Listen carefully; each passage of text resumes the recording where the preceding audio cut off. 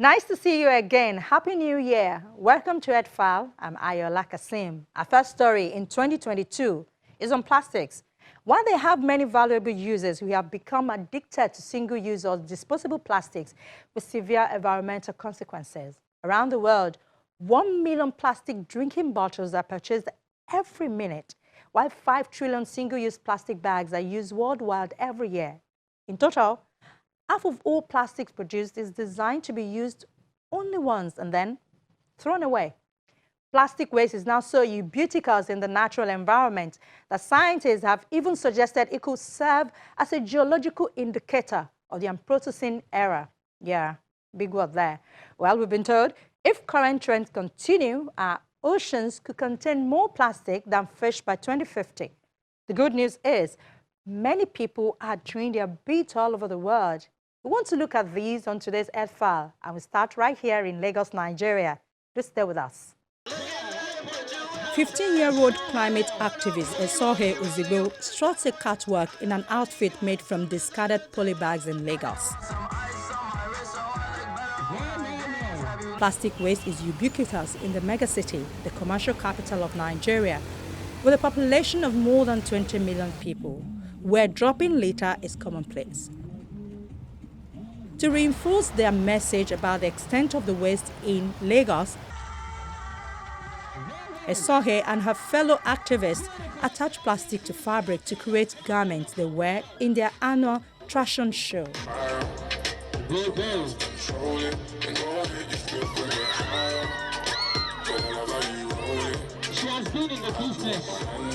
The fashion show means a lot to me. I've been doing it for years, and it's like a way of showcasing to everyone what we can do with the trash we so carelessly discard.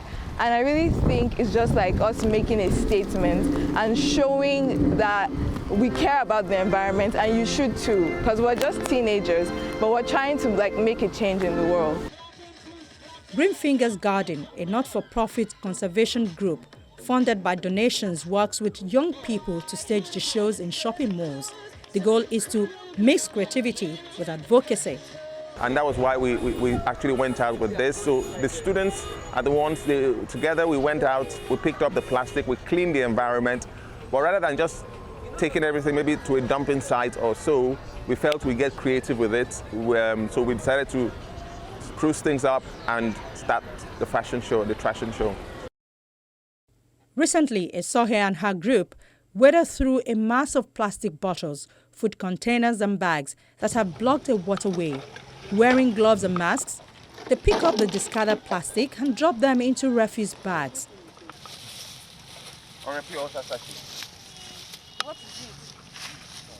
Their aim is to enable water to flow around the waterway in the city's Shangotedo district that was constructed to prevent flooding, while raising awareness of the problems caused by single-use plastic.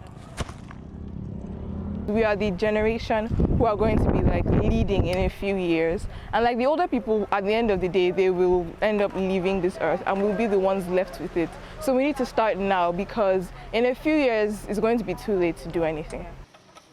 Esohe, who cites Swedish teenage climate activist Greta Thunberg as her inspiration, says she hopes the shows make shoppers think about their actions. Other young environmentally conscious Nigerians may have already lost hope. Photographer Abdurazak Babalola created a series of concept images about single-use plastic in 2019.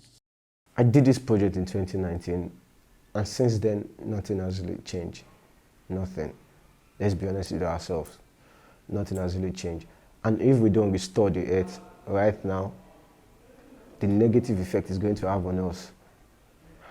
We won't be able to handle it. Esohe and her counterparts don't intend to ever give up, whether they have to get down and dirty or clean up nice for the cause.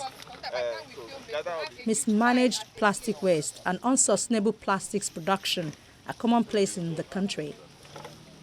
Challenges include thin capacity and investment in waste collection and recycling, varying levels of awareness of sustainable practices among businesses and consumers, and the niche nature of innovative and alternative models supporting reduce and reuse.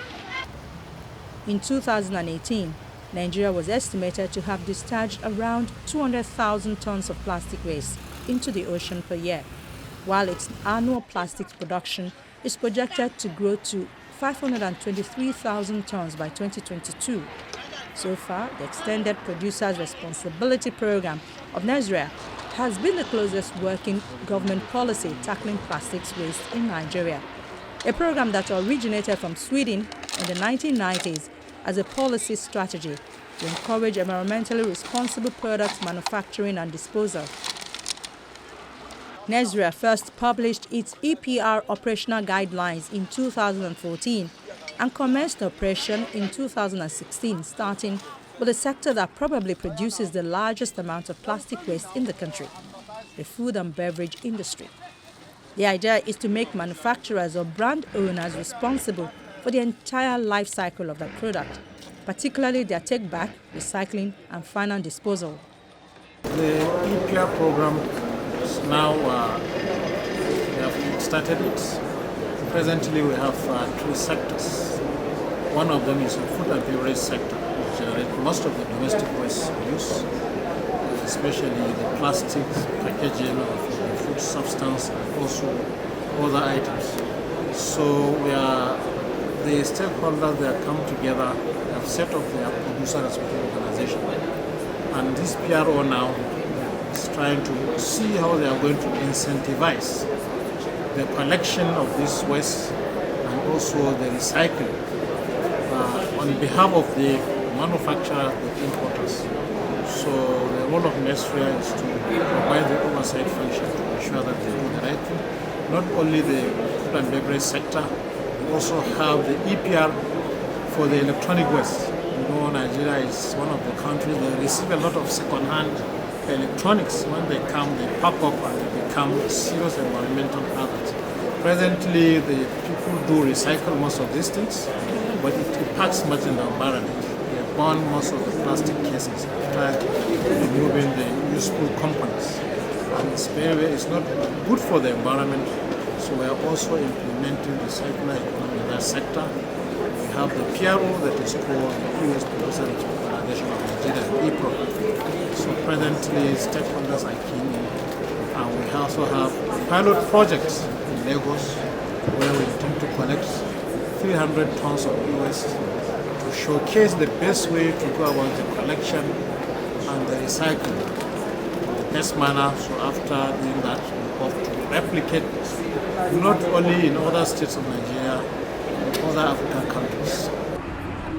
Another attempt to regulate the mounting problem of plastic waste was made in 2018 when a member of the House of Representatives introduced the Plastic Bags Prohibition Bill. The bill sought to prohibit the use, manufacture, and importation of all single-use plastic bags used for commercial and household packaging. It also prescribed heavy penalties for offenders, including imprisonment.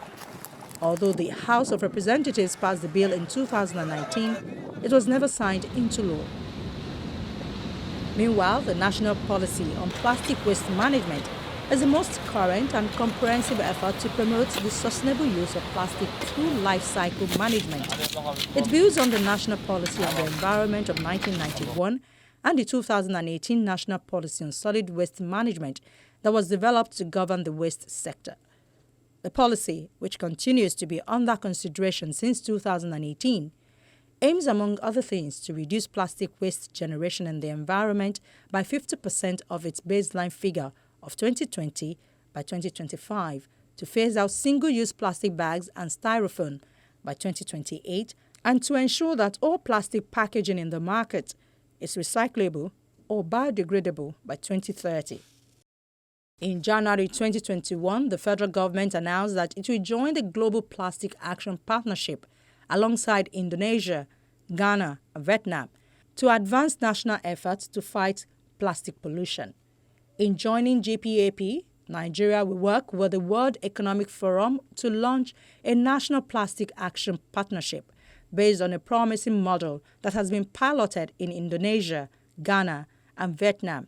Its principal mandates will include creating and working with locally led, locally driven platforms such as the Federal Ministry of Environment and the African Development Bank coordinated Nigeria's Circular Economy Working Group to bring together the country's most influential policymakers, business leaders, and civil society advocates. The goal is to deliver a national action plan for radically reducing plastic pollution, connecting high-potential solutions with strategic financing opportunities. To fund this project, the British government, through its Blue Planet Fund, delivered £16.2 million for 5 programs to tackle climate change, restore ocean health, and reduce poverty in developing countries, including Nigeria.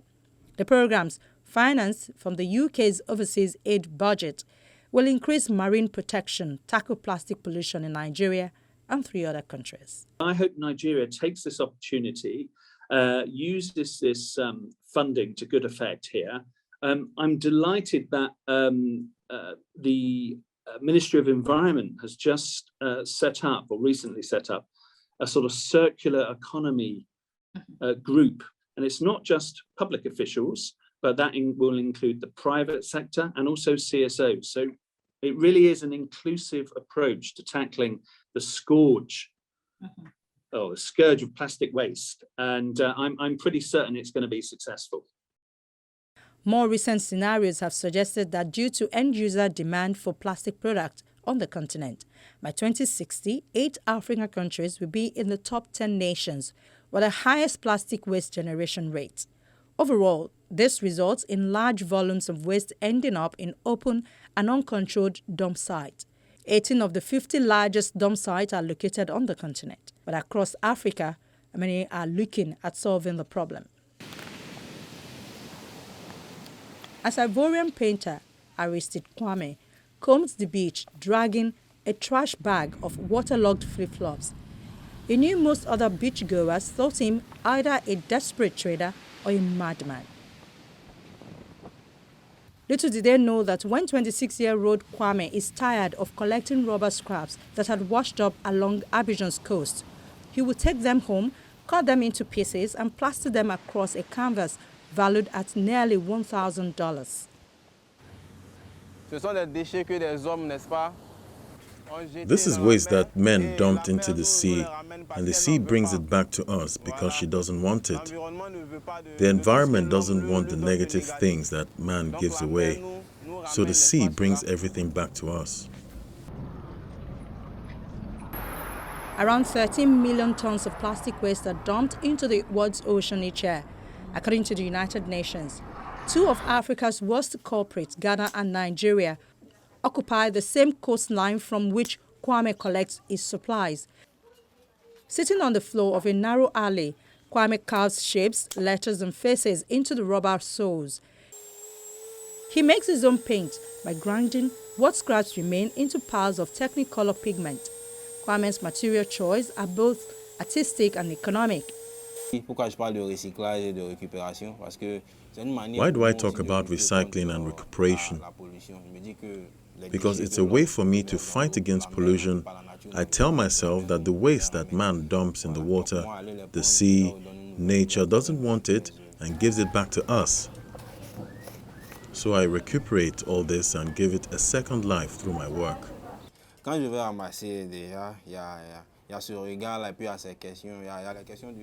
When I go pick up, there are a lot of questions such as, what will I do with all of this? Will you sell the flip-flops? I simply respond that I am an artist, and by picking up this waste, I am removing this burden on nature. I am removing something that disturbs the beach because I don't like to see it dirty. Kwame's work ranged from large portraits of civil rights leaders to abstracts evoking societal ills like climate change, COVID-19, and wealth inequality. All are made from old shoes they found floating in the ocean. Kwame's most recent work represents a woman and a child wearing masks and words made with engraved flip-flops that say COVID and confinement.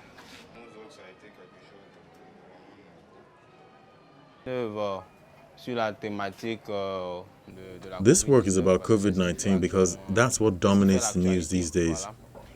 As an artist, I consider myself a witness of my time. That's why I produce this work, not only to show that this is a dangerous disease, but also being an additional push in the fight against this disease. These faces for me, they represent society. These faces next to each other is humankind, and humankind needs an environment that is pleasant to live in. Over a short career, Kwame has blossomed into one of Ivory Coast's more original and provocative working artists. His unique methods have garnered wide acclaim, and his art has hung in galleries throughout West Africa and part of Europe. On a recent afternoon in a chic neighborhood in southern Abidjan, several of Kwame's works hung in a gallery, often visited by foreign art collectors. D'aller chercher ces tongs sur le bord des plages, donc déjà être acteur pour préserver la planète, les côtes, et ensuite to go and seek these flip-flops on the beaches, it means he is an actor in the preservation of the planet, the coastline. And then, thanks to his reasoning and analysis, he manages to restore the owners of each flip-flop by carving profiles on these flip-flops, which is a difficult and delicate work. It's almost like he finds their owners, thus telling a story. All these flip-flops associated together is our world. I liked this process, this involvement, both environmental and artistic.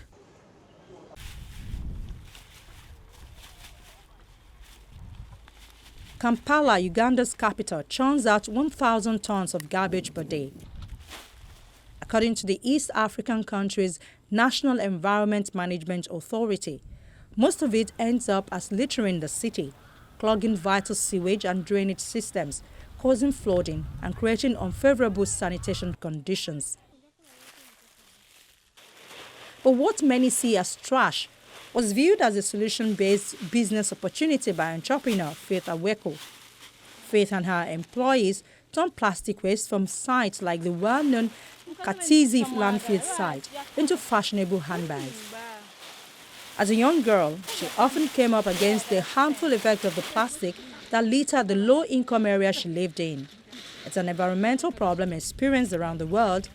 Used plastic shopping bags are some of the main culprits that pollute oceans and create untold environmental damage to a variety of ecosystems.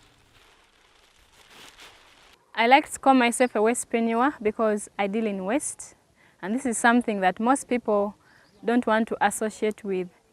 Waste, plastics, dump sites, garbage, and yet this is something that is providing employment to women who are collecting the waste, to women who are sorting, to women who are washing, and also women who are processing and making the beautiful bags that Reform Africa is making.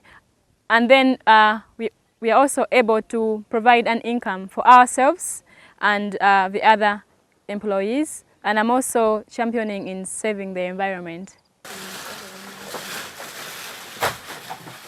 Faith and her Reform Africa team regularly collect, wash and hang out discarded plastic bags from Kampala's dump site. She says the jobs and positive effect on the environment she is creating more than make up for all the hard work and criticism she sometimes encounters. Once the bags are clean and dry, she uses what she calls a heat presser to flatten and fuse them together. The pieces are then cut into patterns and stitched together to create colorful bags and accessories. Faith currently employs 8 women whom she hired and trained from the surrounding community. Part of her vision for the Reform Africa project is to encourage more Ugandans to recycle and help people learn new income-generating skills.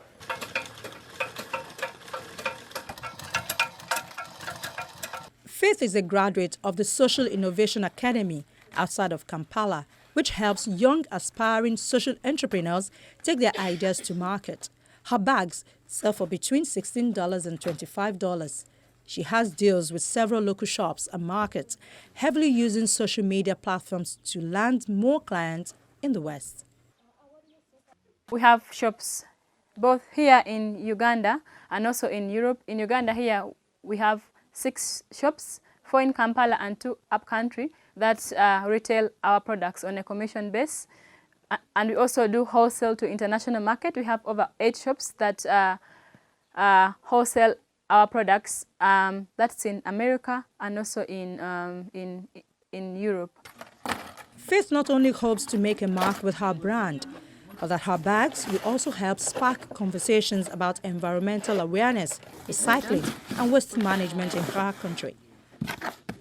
Many have seen the idea of waste to wealth as the 21st century reality. The new research produced by scientists and industry experts for the Pew Charitable Trust and Systemic offers solutions that could cut the projected volume of plastic entering the ocean by more than 80%. The roadmap for stemming the runaway ocean plastic waste crisis is among the most detailed ever offered in a study.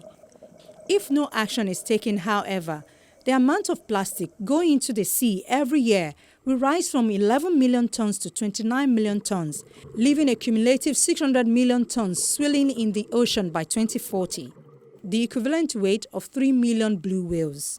Plastic pollution is something that affects everyone. It isn't your problem and not my problem. It's not one country's problem. It's everyone's problems, because all people, all communities, all governments around the world recognize that it's a problem. It's impacting communities. In some places, waste are clogging up waterways, causing flooding. In other places, they're washing up on beaches and people are not able to enjoy their vacation. In some communities, it's affecting fisheries.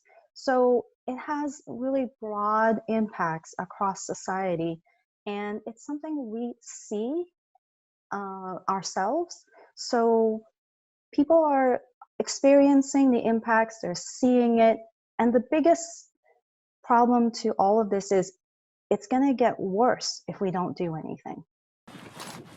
The strategy laid out in the report includes redirecting hundreds of billions of dollars in plastic production investment into alternative materials, recycling facilities, and waste collection expansion in developing countries.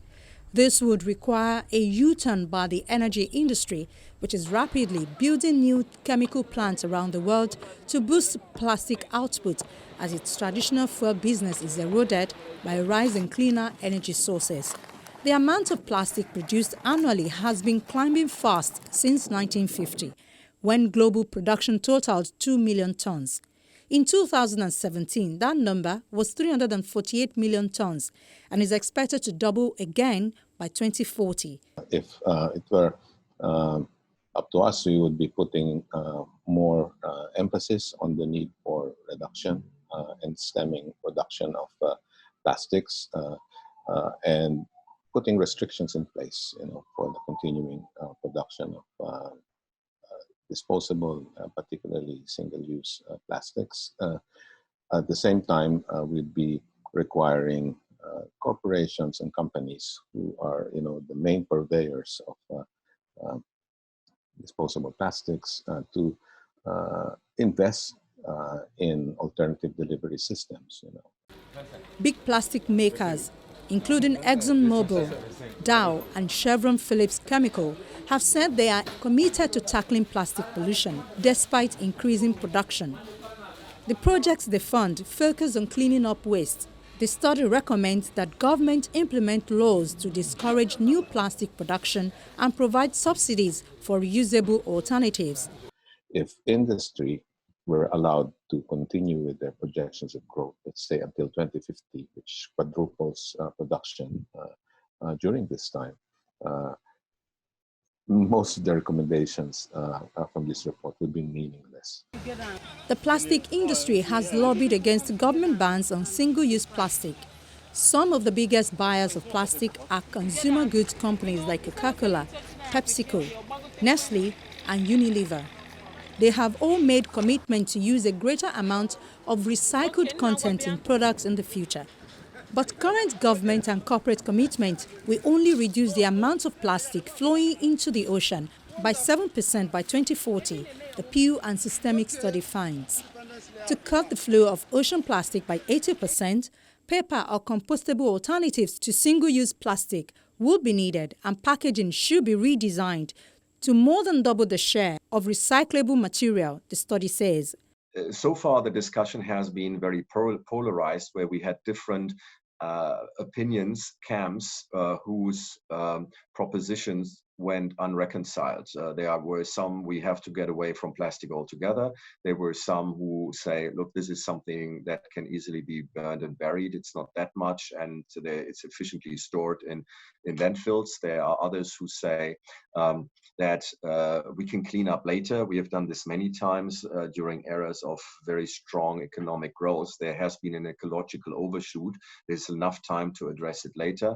Again, there are others who tell us we can just recycle ourselves out of it. And again, there are others that tell us that there needs to be a bio-revolution, where we are creating a new material that actually is benign to and compatible with nature. So all of these different positions have sort of a very small kernel of truth, but in their absoluteness, they're absolutely wrong. And that's why we wanted to have a reconciliation of those points. And our report is fairly strong in saying that the most efficient solution to get out of the crisis is, in fact, to dematerialize our demand for what today is single-use plastic. Some criticized the study's inclusion of incineration, chemical recycling, and plastic-to-fuel plants as ways to dispose of waste, saying these methods involve the release of climate-warming carbon emissions while also helping to sustain plastic production. The global volume of plastic waste continues to grow, and some of the biggest producers don't manage their waste effectively. Africa stands out as the continent where the most countries have adopted a total ban on the production and use of plastic bags, although Nigeria hasn't joined the league. We've seen a lot of positive action, but the truth is, we all need to do more. We hope to bring you more solutions to the environmental challenges this year on the program. We hope you do your part. Please do remember, we'll all be better for it. We'll see you next time.